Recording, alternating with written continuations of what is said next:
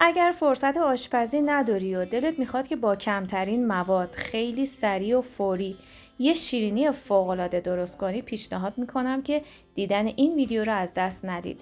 این شیرینی لایه‌ای بافت فوق‌العاده‌ای داره و فوق‌العاده خوشمزه است. شما بافت داخل این شیرینی رو ببینید، کنار یه استکان چای حسابی میچسبه. سلام خوشمزه پزای کانال و آشپزخونه کیمیا، خیلی خوش اومدین. بریم که با هم درستش کنیم. 100 گرم روغن جامد رو داخل ظرف میریزیم. جایگزین روغن جامد میتونه کره همدمای محیط باشه. 60 گرم ماست رو بهش اضافه میکنیم و هم میزنیم. اگر دوست داشتید میتونید از نوک قاشق چایخوری وانیل هم استفاده کنید یا از ادویه ها و چاشنی های دلخواه خودتون. مواد رو با هم میزنیم و بعد که مخلوط شدن 175 گرم آرد سفید قنادی رو کم کم بهش اضافه می‌کنیم و بعد با دست خمیرمون رو جمع می‌کنیم. اصلا نیازی به ورز دادن نداره، فقط در حدی که خمیر جمع بشه کافیه.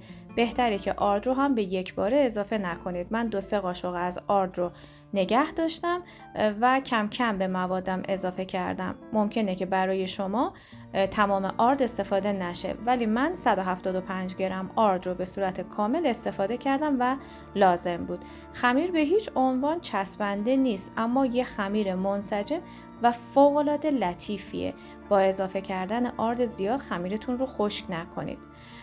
بعد از اون خمیر رو بین 2 تا نایلون قرار میدیم، با وردن کاملا باز میکنیم به صورتی که یه خمیر نازک داشته باشیم. ضخامت خمیر حدوداً 2-3 میل باشه کافیه. پیشنهاد میکنم که حتما این شیرینی رو امتحان کنید. عاشق خوشمزگی، راحتی و بافتش میشید. یه شیرینی کاملا شیکیه که برای دور همی و مهمونی هم میتونید به راحتی ازش استفاده کنید. در کمترین زمان آماده میشه. دوستان اگر عاشق این مدل رسیپی ها هستید، پیشنهاد میکنم که ویدیوهای پیشنهادی انتهای این آموزش رو هم حتما ببینید. مطمئنم که خوشتون میاد. من بعد از اینکه خمیر رو باز کردم، 4 طرف خمیرم رو کاتر زدم تا مرتب بشه و یه مقدار روی اون رو شکر پاشیدم. اگر دوست نداشتید میتونید شکر رو حذف کنید. و بعد همینطور که میبینید خمیر رو 3 لایه روی هم قرار میدم. ببینید با نایلون این کار رو انجام دادم. یه قسمتی از خمیر رو روی خمیر برگردوندم، یه مقدار شکر روش زدم، مجدد تا دادم و روی تای بعدی هم یه مقدار شکر میریزم و مجدد تا میدم. همونطور که گفتم شما اگر دوست نداشتید میتونید شکر رو حذف کنید و به خمیرتون اضافه نکنید. بعد از اینکه تای خمیر من کامل شد، اون رو به صورت مثلثی یا مستطیلی هر طور که دوست دارید برش میدیم. برای پخت این شیرینی شما میتونید از فر استفاده کنید یا بدون فر.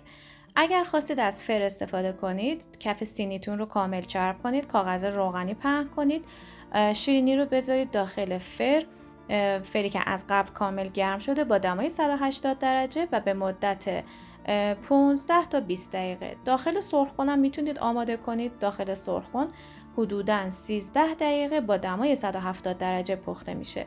اگر فر نداشتید، سرخ‌خونه در دسترستون نبود، میتونید از فر دستساز استفاده کنید که من قبلا آموزشش رو گذاشتم. اگر که سوالی داشتید میتونید در رابطه با فر دستساز هم بپرسید، حتما پاسخ میدم.